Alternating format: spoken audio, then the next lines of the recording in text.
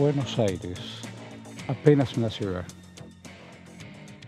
Buen día, buen mediodía para todos. ¿Cómo va la vida? ¿Tiene la corbatelina? Tranquilo. Bueno, aquí estamos, buen mediodía. Estamos en el Congreso de la República, estamos en Diputados, y en Diputados TV, que es una buena ventana para saber lo que está pasando o deja de pasar. ¿Qué dice, Carolina? ¿Cómo le va? ¿Cómo estás, Horacio? ¿Cómo le va, María? Muy bien. ¿Cómo estás, Horacio? Pregunto yo, ¿para qué los debates parlamentarios y después el gobierno resuelven con una lapicera cualquiera la vida de muchos y de muchas? Esa misma pregunta, Horacio, se la hacen varios diputados que dicen, la verdad que estábamos poniendo bastante esfuerzo en debatir el tema y finalmente nos encontramos con este DNU, que recordemos que todavía no está publicado en el boletín oficial, pero se filtró, digamos, a través de la prensa. Vamos a ver cómo sigue. Como contamos en el programa anterior, la intención es que el debate continúe más allá del DNU. La Comisión de Previsión Social, que se reunió el día de ayer, la intención de su presidenta, de Gabriela Gruber de Koning, que la escuchamos hace un rato, es continuar el debate y ver la posibilidad de mejorar lo que salga por DNU. Si ustedes me permiten la posibilidad, vamos a comunicarnos con ella. Allá vamos.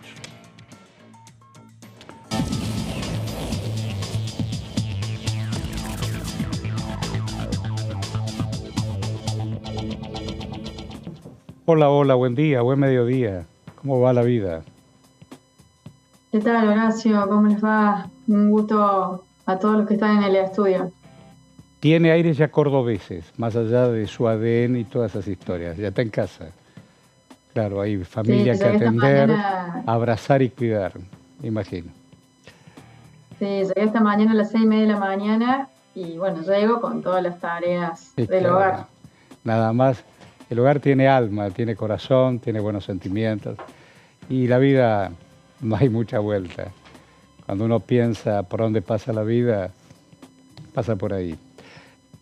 Pero también, y recién lo hablábamos con otras colegas, con la señora Carolina Ramos y María Caferata, digo, más, la citó la señora Ramos, trabajar, pensar, imaginar para que muchos y muchas, estamos hablando de jubilados y pensionados, puedan, más o menos, en una Argentina a contramano, tener lo que le corresponde, pero mientras tanto alguien en gobierno, más allá de la figura presidencial, se resuelve que un DNU le resuelve la vida a mucha gente y en realidad subestima al Parlamento. Sí, nosotros el día de ayer decidimos abrir el debate sobre la nueva fórmula de movilidad jubilatoria. Como Unión Cívica Radical fue nuestra batalla también desde el comienzo cuando el gobierno presentó la ley bases. Nosotros nunca estuvimos de acuerdo con que el gobierno suspendiera la fórmula de movilidad jubilatoria y por lo pronto propusimos y sabemos que se tiene que hacer un debate que salga por ley. Esa fórmula de movilidad jubilatoria debe emanar del Congreso de la Nación. Naturalmente.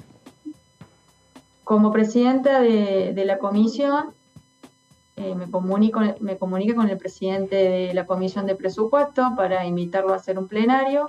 Por diferencias de criterios no se pudo, pero nosotros somos por diferencia de criterios.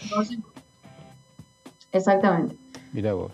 Como nosotros somos cabecera de los proyectos que están relacionados al cambio de la fórmula de movilidad, decidimos empezar el debate porque para nosotros es urgente, no lo podemos dilatar. Los jubilados y pensionados de nuestra Argentina, que son prácticamente 7 millones de personas que están en el CIPA, están muchos por debajo o cobrando ingresos por debajo de la línea de la pobreza, por ende es insostenible y nosotros nos tenemos que abocar urgentemente a trabajar en este tema. Obviamente, Horacio, obviamente que nosotros tenemos tiempos distintos a una decisión unilateral de un presidente.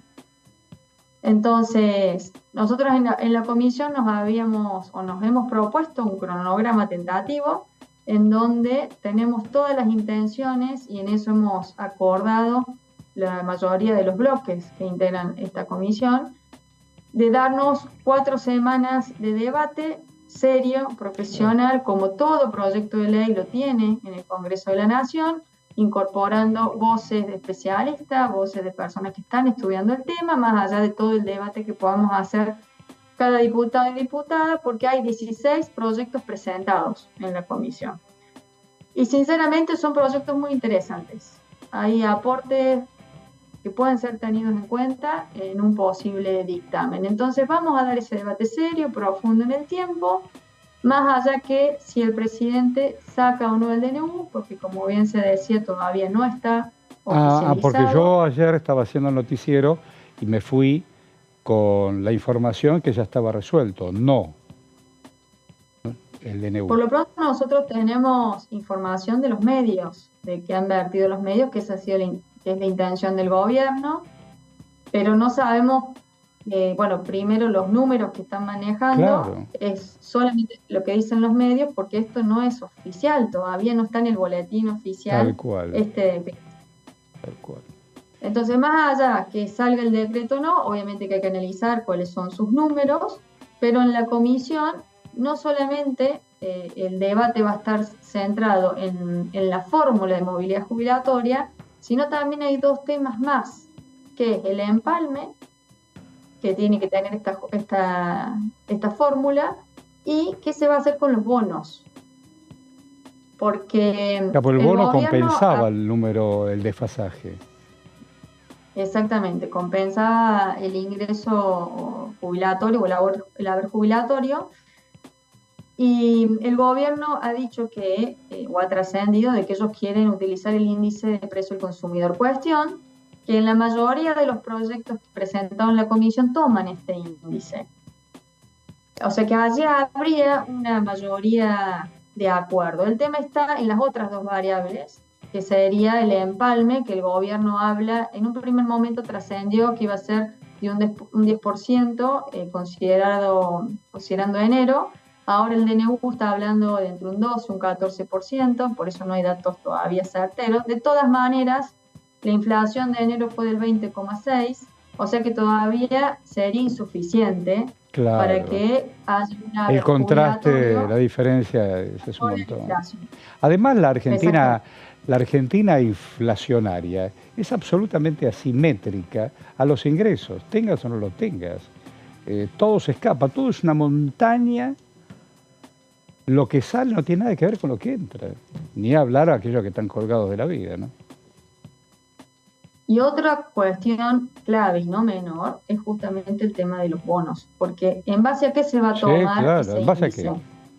¿Con qué número? ¿Al haber mínimo que no tiene el bono o al haber que se le sume el bono? Bueno, eso va a ser clave porque cambia Totalmente, por supuesto, los números. coincido contigo. Es clave, es clave.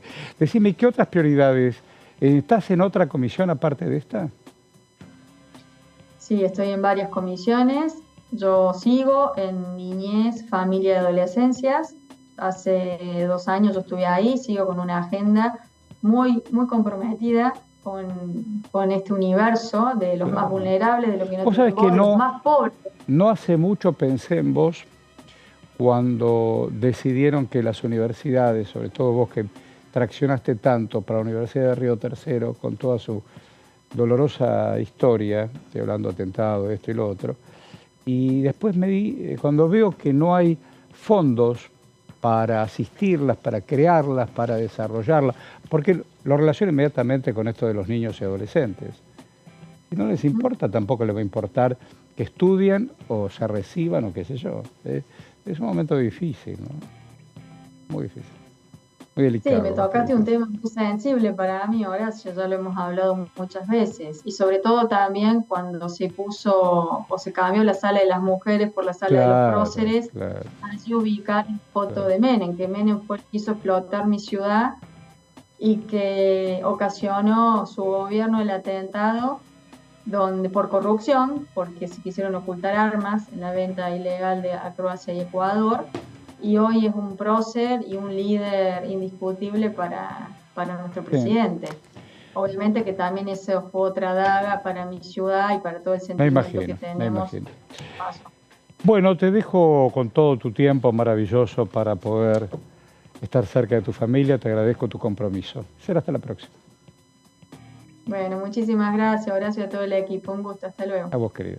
La diputada Bárbara Deconi. Bueno, estimada Ramos, usted Sí. ha preparado sobre la comisión, justamente hablando Sí, de las generaciones que vienen. exactamente. Porque si nos quedamos en el aquí y ahora, todo termina. Sí, Horacio, porque esto traído al Congreso tiene que ver con la conformación de las comisiones. A ver, esta semana tuvimos 10 comisiones conformadas, que es un montón. De alguna manera empieza a ponerse en marcha el Congreso, puntualmente la Cámara de Diputados, y una de las comisiones, la primera comisión que se constituyó esta semana, el día miércoles, estuvimos acá siguiéndolo con Pato Méndez, fue la Comisión de Educación, que el año pasado tuvo un protagonismo bastante importante sí, claro. con el tema de justamente de la creación de universidades, que después, bueno, el gobierno intentó de alguna manera frenarlas. Pero también esta comisión, y abro este paréntesis, tuvo mucho protagonismo en la pandemia, Horacio, porque fue esto lo recordó la diputada Osuna, fue la primera comisión que empezó a tratar el tema de educación a distancia. Porque la pandemia, obviamente, modificó todo el esquema educativo y en la ley no estaba prevista la posibilidad de educación a distancia. Entonces, se modificó esa ley, sí. En estos días, y esto quiero decirlo con toda la fuerza del argumento, donde se subestiman los medios públicos,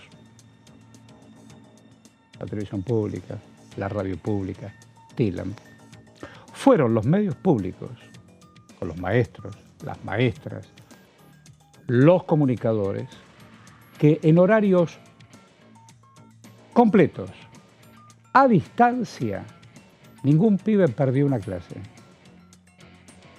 Ningún pibe perdió una clase, ninguna piba perdió una clase. Porque en esto de yo fui testigo, porque yo también hice, y me quiero correr 2 minutos con la querida Luisa Balmagia, terminaba el espacio de educación a distancia, pues teníamos un programa que se llamaba Punto de Encuentro, que con todos los compañeros y compañeras hacíamos un programa de radio, para todo el país federal. No, porque el Estado, tranquilo. Entonces, cuando se habla de educación, a pesar de que un pibe se desmaya y nadie lo atiende, durante la pandemia, la televisión pública, la radio pública y TELAM ayudaron para que unos y otros, encerrados en su casa, estén al tanto. Entonces, no todo es igual. Y ojo con la palabra, porque una cosa es el tuiti y otra cosa son los hechos reales. Más, vengo en una etapa que creo que las próximas que vienen, y hablo a mi persona, con argumentos reales, donde pueda y donde quiera, las voy a contar. Porque son incontrastables. Incontrastables. Porque no es un debate televisivo intrascendente. ¿Se entiende? Hello. Hello, volvemos a la Por favor. Comisión de Educación, Horacio. Como te decía, se constituyó el día miércoles y designó a sus autoridades. La novedad es que la presidencia queda en manos de un diputado del PRO, que es Alejandro Finocchiaro, que es ex ministro de Educación de la gestión de Macri. Bueno, hubo consenso en que el PRO tuviera esta presidencia tan importante. Como vicepresidenta primera quedó la diputada Blanca Osuna de Unión por la Patria, que fue presidenta justamente el año pasado. Vicepresidenta segunda, Dania Tabela, una diputada radical que viene justamente del sector de Lustó, del sector universitario, ¿no? De la militancia universitaria radical. Y la secretaría primera quedó para una diputada de La Libertad Avanza, que es María Celeste Ponce, de la provincia de Córdoba. Y quedaron vacantes algunas secretarías. La secretaría segunda, que le corresponde a Unión por la Patria, la tercera, que le corresponde a Innovación Federal, y la cuarta, que le corresponde al PRO. Ahí en ese caso los bloques hicieron reserva del nombre. Seguramente en la próxima reunión se va a terminar de constituir las autoridades, pero las principales, que son el presidente y sus vices, ya conocemos los nombres. Vamos a ver la próxima placa. ¿Por qué? Porque en esta reunión constitutiva ya se empezaron a ver los primeros temas de debate, los temas que van a estar en la agenda de esta comisión, y yo los separé en dos. Por un lado el tema universidades y por el otro lado el tema del FONID. Vamos a arrancar con universidades, que la verdad que, volvemos a la placa anterior, universidades que están en una situación bastante crítica, Horacio, porque... La compañera Laura Serra, que ya han gastado los presupuestos más de la mitad. Y estamos entrando en abril. ¿Viste? Además, recordemos que estamos con un presupuesto prorrogado del año pasado, con fondos congelados, y entonces lo que están pidiendo es, bueno, dame más fondos. Exactamente. ¿Quién pidió este tema? La diputada Dania Tabela, que ella quiere avanzar con un proyecto que firmaron la UCR y Hacemos Coalición Federal para establecer un régimen de financiamiento de universidades nacionales. Vamos a ver más detalles ahora sí en la próxima placa. Declara la emergencia presupuestaria del sistema universitario nacional, en el cual la mayor parte del gasto, Horacio, es para salarios. 85% para salarios y 15% para gastos generales y de funcionamiento. Y además establece el proyecto que el presupuesto para gasto de funcionamiento se actualizará bimestralmente según una fórmula, y tenemos la fórmula en la próxima placa, que sería actualización de estos fondos de funcionamiento por IPC, más la variación de la cotización de la divisa de referencia para importación, más la variación promedio de las tarifas de servicios públicos. De alguna manera, garantizar por ley que se vayan actualizando los fondos cada 2 meses. Tenemos más detalles también de este proyecto de universidades. Establece que el Poder Ejecutivo, en función de la emergencia que contaba antes en materia de universidades, podrá adecuar las partidas presupuestarias a fin de actualizar al 1 de enero de 2024.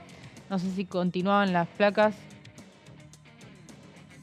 El presupuesto prorrogado a las universidades justamente para gastos de funcionamiento por el índice de inflación anual del año 2023. Bueno, de alguna manera nutrir a las universidades de más fondos que hoy no están teniendo.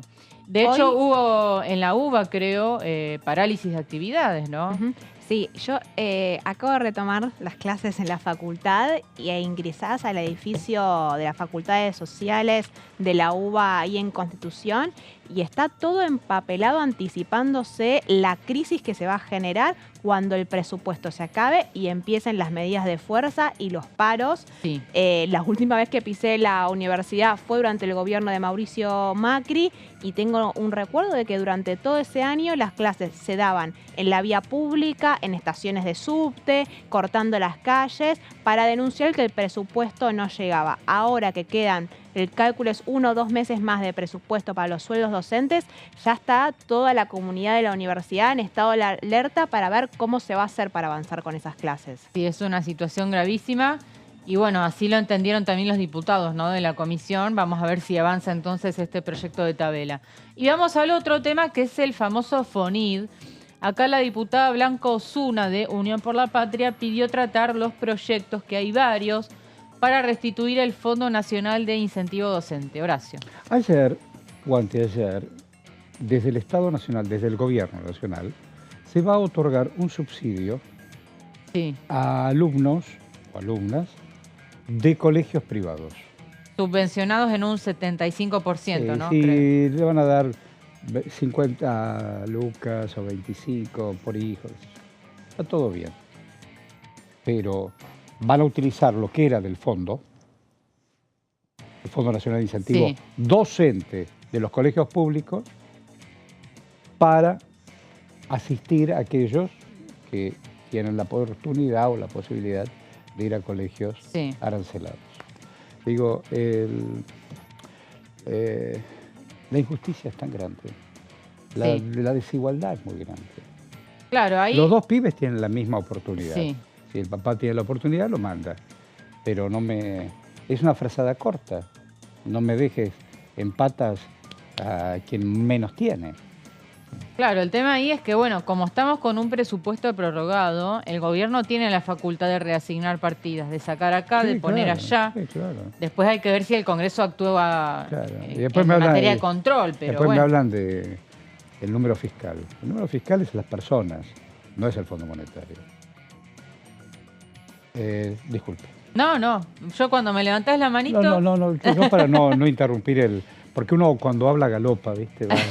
Va en un tránsito, uno ya arma la segunda idea. Entonces... Perfecto. Bueno, recordemos brevemente que el FONID caducó a fines del año pasado y el gobierno no lo prorrogó.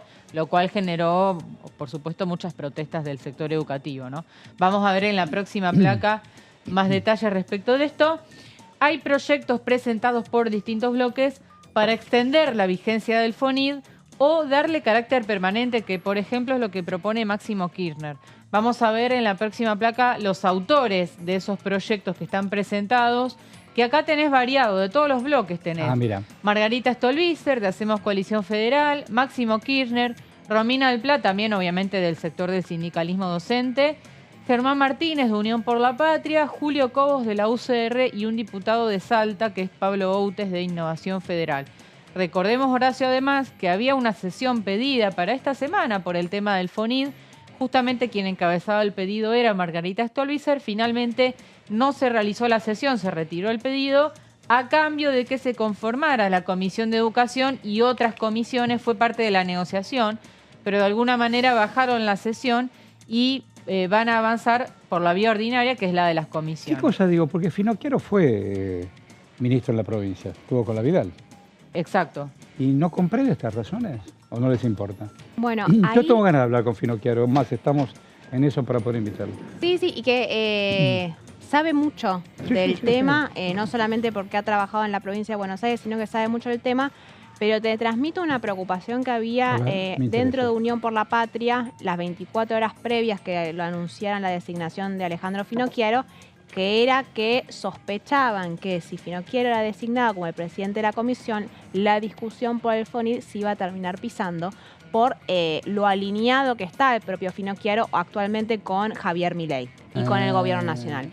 Javier Milei le ha repetido insistentemente a los gobernadores que el tema FONID se acabó. Como parte de las negociaciones que había habido con las provincias, en la previa del pacto del 25 de mayo es FONID no. Los gobernadores todos están alineados pidiendo que se vuelva a prorrogar estos fondos porque representa dentro del 10 hasta el 40% de los sueldos docentes de sus provincias. Hay mucha desigualdad en los recursos que tienen los gobernadores. No es lo mismo los gobernadores del norte que los del sur. Y recordemos que en Jujuy hubo un gran problema por esto. Peco de dinosaurio, pero la carpa blanca fue eso. Es que fue el origen, exactamente. La carpa blanca fue eso y Cavallo era Cavallo. Y Carlos Saúl era Carlos Saúl. Y un día dijeron, bueno, inventamos un impuesto pirulo y con ese impuesto es el fondo que va a ir a las provincias. Huelga de hambre, carpa blanca frente al Congreso y se logró. Entonces digo, qué sé yo, ¿por qué tiene que ser todo un tironeo? Son temas tan sensibles, que los jubilados, que los pibes, que los maestros, digo, qué sé yo. ¿No hay otros sectores para recortar? Digo, ¿no hay otros sectores que le duele menos? Aparte, esto es futuro, no jodamos, imaginamos el proyecto, el futuro. Si es todo 2 más 2 me tiene que dar 3, estamos en problema. Y la postura del gobierno nacional sobre eso de dónde van a salir los recursos, la oferta hoy en día es, ¿vos querés más plata? Sí. Le dicen los gobernadores, bueno, restituyamos la 4ª categoría de ganancias. Sí, que total, estas plata va a ir después directamente a los fondos provinciales. ¿Qué le dicen los propios gobernadores? No me sirve que la mayoría de los gobernadores, no todos, ¿no? Pero con mucha insistencia los patagónicos. Más de 1 millón y pico de personas que con esta inflación apenas atajás tus gastos. Sí. Sí, y es que el piso no está muy elevado, está entre el millón y el millón 1,5 millones de pesos. Entonces, si bien es muy por elevado en comparación a lo que son los sueldos medios, claro, y que hablar el salario mínimo vital y móvil, en este contexto inflacionario lo que te dicen es, vos tenés la situación de muchas personas que están perdiendo poder adquisitivo y que encima le vas a volver a subir un impuesto. Claro, no. Es muy antipático socialmente, porque no aparte va a afectar a las clases medias. Pero la realidad es que de algún lado hay que sacar la plata, están viendo de dónde van a sacar la plata y la propuesta hoy en día que es del oficialismo es que sea ganancias. Hubo presentación de proyectos alternativos, los cordobeses están trabajando en una especie de proyecto similar a ganancias, pero para más grandes fortunas. Y el de Hugo Yasky esta semana. Hugo Yasky presentó un proyecto. Fíjate que Hugo Yasky viene de la CTA, claro, y esa carpa viene de ese origen. El de Hugo Yasky, perdón, es para el tema de ganancias de grandes empresas, tal cual, no de trabajadores. Sí, tal cual. Bueno, tenemos que ir y volver. ¿Usted parte? No, me quedo. Qué bueno. Siempre y cuando quieran. ¿Y usted? Yo me quedo. No te vayas. y venimos. Dale.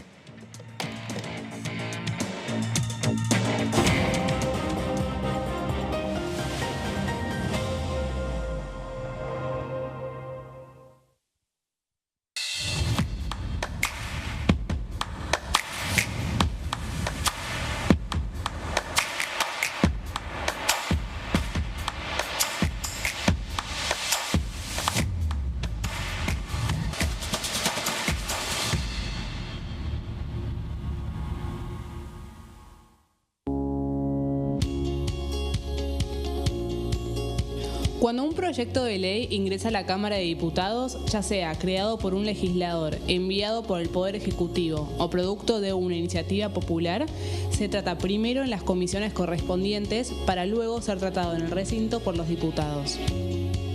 Las comisiones son el ámbito de análisis y debate sobre los proyectos de ley conformadas por legisladores de distintos bloques. Hay 23 comisiones especiales que tratan temas específicos como el atentado a la AMIA y 45 permanentes que tratan temas vigentes como educación y salud. Un diputado puede formar parte de varias comisiones. Cada comisión se compone de un presidente, un vicepresidente y de 3 a 5 secretarios. La duración de los miembros de las comisiones permanentes y especiales es de 2 años. Para que la comisión funcione debe tener quórum, es decir, un mínimo de 15 y un máximo de 31 a 49 diputados. Las autoridades son elegidas por los propios integrantes de las comisiones, que a su vez son elegidos bajo consenso por sus propios bloques. Para que un proyecto sea tratado en el recinto, debe contar con el apoyo de la mayoría de los integrantes de esa comisión. Al finalizar una reunión de comisión, se dictamina sobre la pertinencia de tratar el proyecto en el recinto. El dictamen propone una resolución o decisión sobre una o varias iniciativas o proposiciones.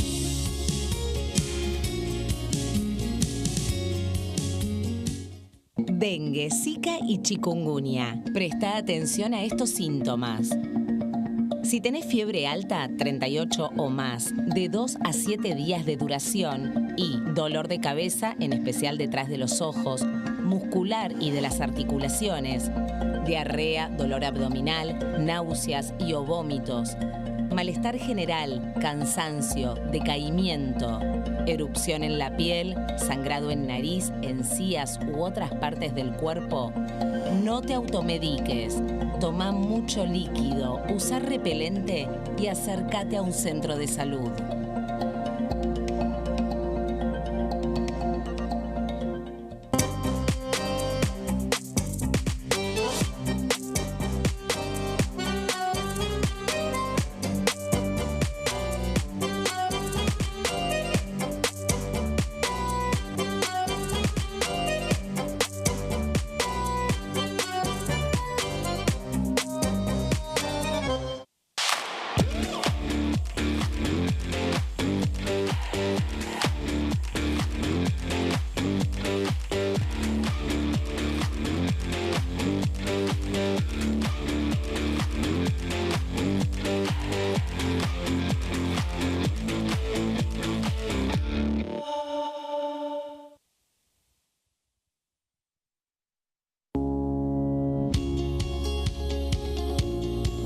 La Cámara de Diputados tiene 257 miembros.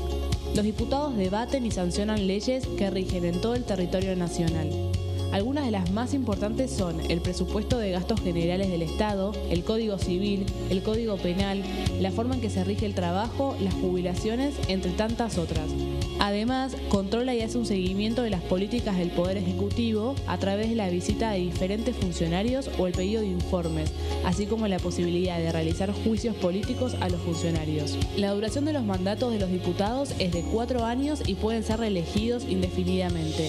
Desde el momento en que asumen y hasta el final de su mandato, no pueden ser acusados, interrogados judicialmente, ni molestados por las opiniones o discursos que imitan desempeñando su mandato. Son requisitos para ser diputado tener al menos 25 años, 4 años de ciudadanía argentina y haber nacido en la provincia por la que se postula o haber residido en ella los 2 años precedentes.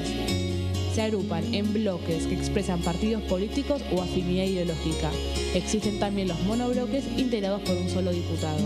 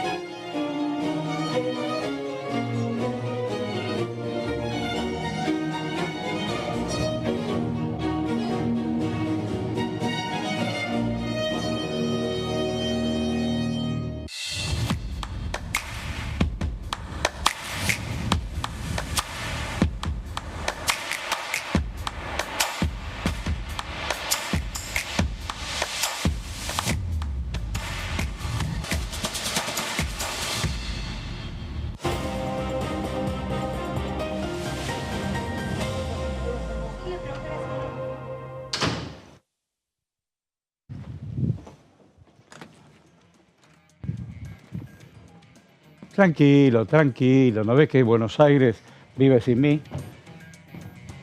Decía mi abuelito, el cementerio está lleno de imprescindibles. Algunos debieran tomar nota de eso, ¿no? Que se creen principio y final o suben un Twitter creyéndose... Acabo de ver un Twitter, mamita querida.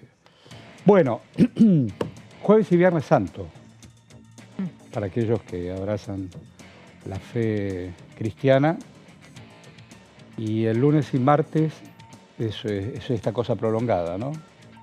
Claro, es un fin Feriado de largo a súper los largo, Scioli. 6 días. Sí. Eso lo había instituido Scioli. ¿Qué cintura Scioli? ¿Qué cinturaza? Sí, ya Eh, no están contentos en Unión por la Patria. no lo quieren más. Bueno, pero ahora... Ni los que había sido su candidato, porque recordemos que Daniel Scioli fue casi uno de los candidatos en la interna de Unión por la Patria. Total. Bueno, pero ahora he encontrado el calor de buenas maneras. Bueno, entonces jueves, viernes, sábado, domingo, lunes, martes. Para Exactamente. aquellos que tienen un mango. Se pueden ir. Sí, y eso va a tener repercusión porque acá en el Congreso probablemente no haya ninguna actividad. Por lo menos la No. semana que viene no está previsto No, no nada está y la previsto otra, en principio, veremos, ¿no? Usted que entre otras cosas también trabaja periodísticamente para Córdoba. Se mueven sobre todo regionalmente, ¿no? Sí, sí, obviamente una provincia muy turística, claramente. Regionalmente hace tanto, y yo deseo tanto, hace tanto que no voy a Córdoba y tengo un deseo, primero que hace un montón que no me tomo más de 2 días. Sería bueno, ¿no? Y Córdoba es un lindo destino, a donde quieras, ¿sí? Sí, Ahí está. todo el país. Ahí está. Todo el país. Aprovecha. Es que no puedo, no tengo un mango. Y además tengo que resolver mi vida personal, que es un poco más compleja. Pero acá no estoy para eso, estoy para contarnos cosas que tienen que ver. A ver, con el país, con diputados y qué sé yo. 24 es el domingo. 24 es el domingo. Y ayer en el reportaje reportaje es otra cosa. Yo soy periodista y reportaje es otra cosa. Le juro que reportaje es otra cosa. En un diálogo con alguien, la vicepresidenta se refirió al 24. Sí. Y para ella, 24 de marzo del 76, para aquellos que no lo saben, o no les importa, o qué sé yo, fue el golpe cívico-militar, religioso y qué sé yo, contra un gobierno democrático. Te puede gustar Isabel, no te puede gustar Isabel, qué sé yo, ya sabemos, y si no lo sabes, léelo un poco. Bueno, entonces, pasa que me vienen ideas. Y en el 24 de marzo del 76, bueno, un golpe contra el gobierno democrático. Y a partir de ahí ya saben lo que pasó, y si no lo saben, 76 al 83 pasó de todo. Sobre todo violaciones a los derechos humanos, un plan sistemático, venta de la Argentina, deuda externa, etc. Pero dice la vicepresidenta del Senado, presidenta, que ella no tiene nada que festejar. Entonces Sí. le dice con quién habla, se conmemora, utiliza la palabra se conmemora. Para mí no. Bueno, para ella no, porque el domingo va a haber una expresión importante de diferentes sectores sociales, tratando de no olvidar, porque la memoria no es solamente una palabra. Ayer alguien me dijo, mira, antes apuntaban al cuerpo, ahora están apuntando a la memoria. Upa, ¿qué me estás diciendo? Así que habrá una marcha no solamente en Buenos Aires, que será importante, sino en todas las ciudades que convocan, porque... Sí. La posición de Villarruel en este tema es conocida, no sorprende. Sí, claro. Digo, ya antes de ser legislador. Exacto, lo manifestó estaba muy en la cerca campaña. de la señora Pando y otras Ha cosas. escrito sí. libros al respecto y bueno, textualmente lo que manifestó en la entrevista es que no entiende el, y abro comillas, morbo que provoca esta fecha. Bueno, Es su criterio. Sí, Pasa que Villarroel lo que aboga- pasa es que hoy tiene responsabilidades. Sí. Villarroel es una dirigente también que representa un cierto sector de la casta militar, Sí, para claro. hablar en términos de la libertad avanza, y que aboga la teoría de los dos demonios y que hay una guerra entre las fuerzas del Estado con un sector, con los terroristas guerrilleros, Y eso es conocido y se supo, hizo incluso casi campaña con eso. Entonces, como dice Caro, no nos puede sorprender a nadie. Pero sí, a mí me interesó mucho de esa entrevista que le hicieron ayer, que es cuando le preguntan por este anuncio que hizo Patricia Bullrich y Luis Petri sobre la posibilidad de modificar la ley de seguridad interior para que las Fuerzas Armadas puedan intervenir para atacar el narcotráfico o el terrorismo. Habla del narcoterrorismo. Y ella dice, primero, que no está de acuerdo, diferenciándose claramente con el gobierno nacional. Las Fuerzas Armadas intervengan. Pero la explicación que ella da de por qué no está de acuerdo. Porque dice, acá en la Argentina, y ella misma dice, las Fuerzas Armadas ya intervinieron en materia de seguridad y fue en los 70. Y ya vieron cómo eso terminó. Claro. Y le preguntan, ¿y cómo terminó? Con todos presos. Claro. Las Fuerzas Armadas ya combatieron el terrorismo en su momento y hoy los tenés a todas las personas del Ejército, de la Marina, de la Armada, hoy presos por ese combate con el terrorismo. Y que esta es la postura que tienen las Fuerzas Armadas, que no quieren saber nada con intervenir en cuestiones de seguridad interior. Primero porque no están capacitadas, no les conviene, y también porque saben que después los que terminan presos son ellos. Y que es una discusión que también se da muchas veces en las fuerzas de seguridad en general, cuando se habilita pero cuando se habilita el gatillo fácil, la doctrina Chocobar, son las propias fuerzas de seguridad las que terminan perjudicadas, porque a la larga o a la corta son ellos los que terminan presos y no los funcionarios políticos que legislaron en esa línea.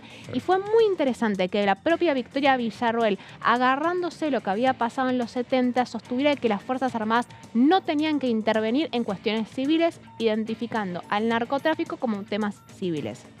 Yo digo, bueno, hay experiencias fracasadas. México es una y Colombia es otra.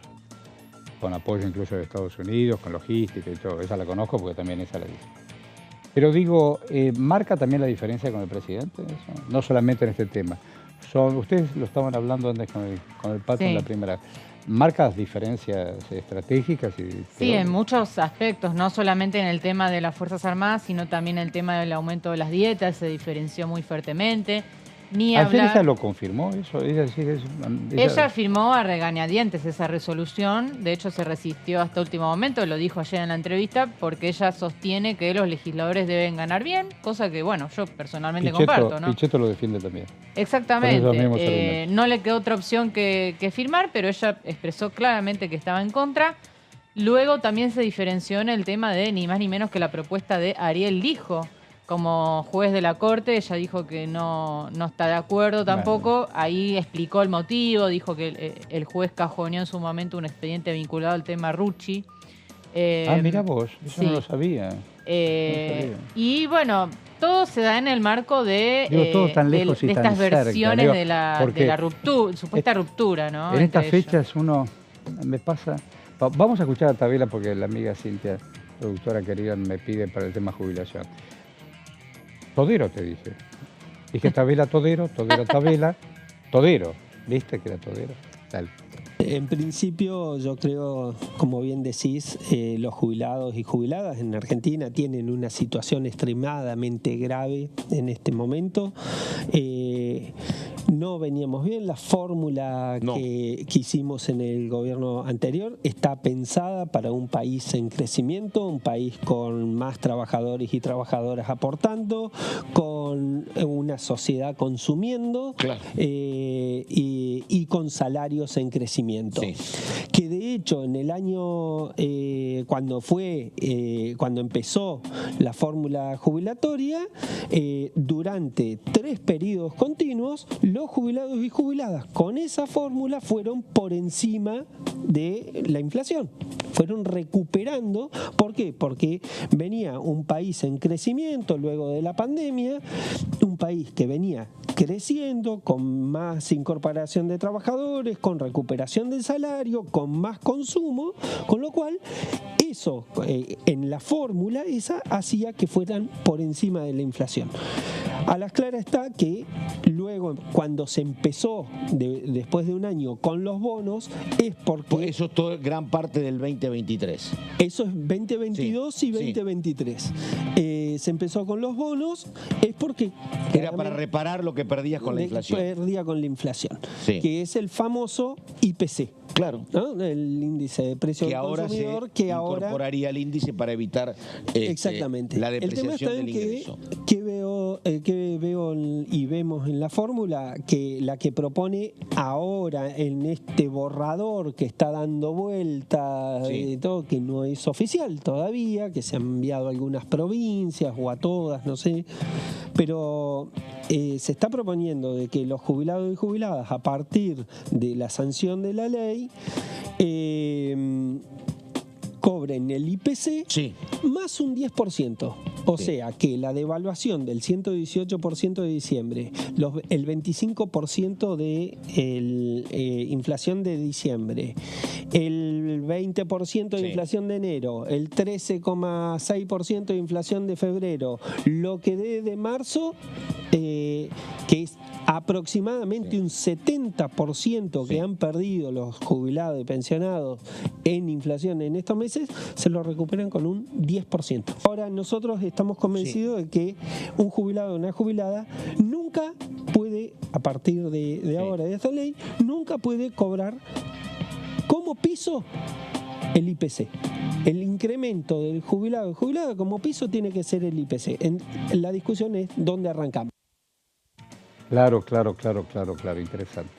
Interesante. Bueno, también va a ser interesante qué es negar. Vos podés esconder un elefante detrás de un árbol, un poco difícil. Es difícil, ¿no? Es difícil. Antes de todo, hoy cumple 24 años una gigante. No sé si es hoy o ayer o mañana, pero de 24 años. Uno la conoce de toda la vida. Hoy cumpleaños Nora Cortiñas, madre, línea fundadora. Gigante. No solamente ha peleado para encontrar memoria, verdad y justicia, sino todas las causas vinculadas con injusticias, siempre Nora estuvo y está. Son conductas en la vida, ¿qué es eso? Son conductas. Ya sé. Paquelí. Ya sé, esa rebata. Nora, feliz cumpleaños. Bueno, ¿qué es el negacionismo? Sí. Vamos a hablar un poco porque este domingo va a ser la conmemoración por el 24 de marzo, es el Día de la Memoria, Verdad y Justicia. Y quiero hacer una aclaración porque ayer se dio a conocer un suceso que sufrió una militante de la agrupación Hijos, que agrupa a muchos hijos de desaparecidos o de detenidos durante la última dictadura militar, a la cual secuestraron, golpearon muy fuerte, abusaron sexualmente en su casa solo por la condición de ser militante de derechos humanos. Y eso, los dos hombres de 40 años, ella precisa, hay una muy buena nota de Ailín Bulentín en página 12 que recomiendo leer, que ella relata todo lo que pasó, en la cual solamente la golpearon y la retuvieron por su condición de militante de derechos humanos. Esto pasó hace ya varios días, se dio a conocer el día de ayer, pero bueno, te da una previa en la manifestación del 24 de marzo de un clima muy terrible. Entonces yo lo que traje son, el año pasado, a raíz del resurgimiento de muchos discursos negacionistas, muchos lo hablábamos vinculados a la propia vicepresidenta Victoria Villarruel, pero que tienen que ver con la negación del terrorismo de Estado en el 76, que tiene que ver con la negación del secuestro, la tortura y desapariciones de 30.000 personas en diferentes centros clandestinos de detención. Se empezó a plantear la necesidad de ver, bueno, ¿cómo hacemos para atacar estos discursos que niegan un episodio muy oscuro en la historia argentina? Y como parte de ese debate en el cual también participaron las organizaciones de derechos humanos es, bueno, hay que sancionar el negacionismo, hay que sancionar los discursos que niegan que esto pasó, lo que las personas sufrieron y las consecuencias económicas y sociales que tuvieron para la Argentina este capítulo oscuro vinculado al golpe militar. Y acá había una discusión en torno a, bueno, ¿a quiénes hay que sancionar? ¿Es lo mismo una persona en la calle o que en redes sociales niega la existencia del terrorismo de Estado o reivindica la teoría de los dos demonios que básicamente sostiene que hubo una guerra sucia entre terroristas y el Estado Nacional? o se tiene que legislar solamente en materia de los funcionarios nacionales que tienen responsabilidades políticas muy diferentes al resto de los civiles. Y se empezó a dar en el marco de la Comisión de Derechos Humanos a ver qué postura se podía encarar frente a este resurgimiento de discursos negacionistas. Yo traje dos proyectos distintos que refieren un poco a las distintas posturas que habían, fundamentalmente en Unión por la Patria, pero también con aportes de la izquierda. Uno era de Hugo Yasky, el secretario general de la CTA y que por entonces era el presidente de la Comisión de Derechos Humanos, que lo que él sostenía es que, bueno, establezcamos una capacitación en materia de derechos humanos con énfasis en los crímenes de lesa humanidad cometidos por el terrorismo de Estado y todos los genocidios que son reconocidos hoy en día por el Estado Nacional, es decir, el genocidio armenio, todos los tipos de genocidios. Cada uno es... Lo volví a dame 5 segundos, volví a la placa anterior. Cada uno es lo que siempre fue. Hugo Yasky fue maestro, nunca dejas de serlo, de escuela. Fue director de escuela, nunca dejas de serlo, y después, por supuesto, dirigente de CETERA, ¿no? Ahí hay una palabra, capacitación. Yo no puedo actuar si no sé de qué estoy hablando. Esa historia docente. Bueno, pero yo no sé. El otro día en Gran Hermano, una de las participantes dice, bueno, pero hay que volarlos como AMIA. ¿Qué dijiste? Pero como se dice, pero vos sabés lo que pasó. ¿Tenés idea que fue un acto terrorista? No, la verdad que no, pero como se dice, entonces volvemos. Salgo de los pibes hermanos y qué sé yo.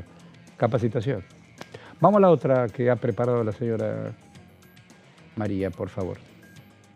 ¿A quiénes va a hacer esta capacitación, no? ¿A quién? Va a ser a todos los funcionarios y empleados públicos de los 3 poderes de Estado, permanentes y transitorios. Sí. Vamos a la próxima plaga.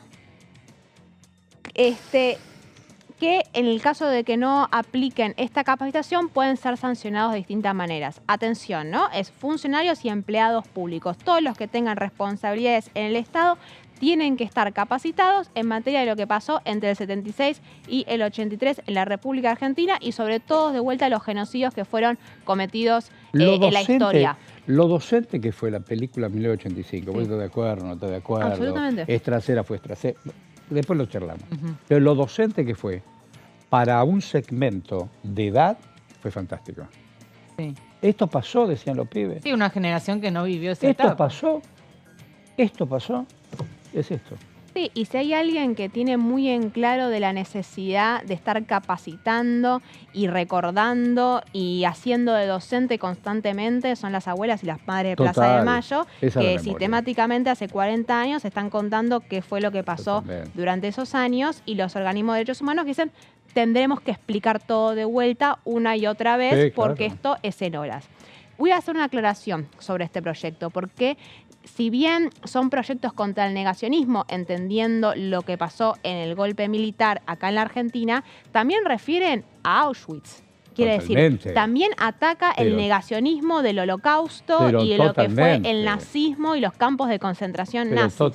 Es una idea generalizada para todos esos discursos que niegan la persecución, la tortura y el asesinato de un grupo de personas por su identidad racial, política, identitaria. Es más amplio solamente que el terrorismo de Estado en la Argentina, pero bueno, dialoga con un contexto muy particular.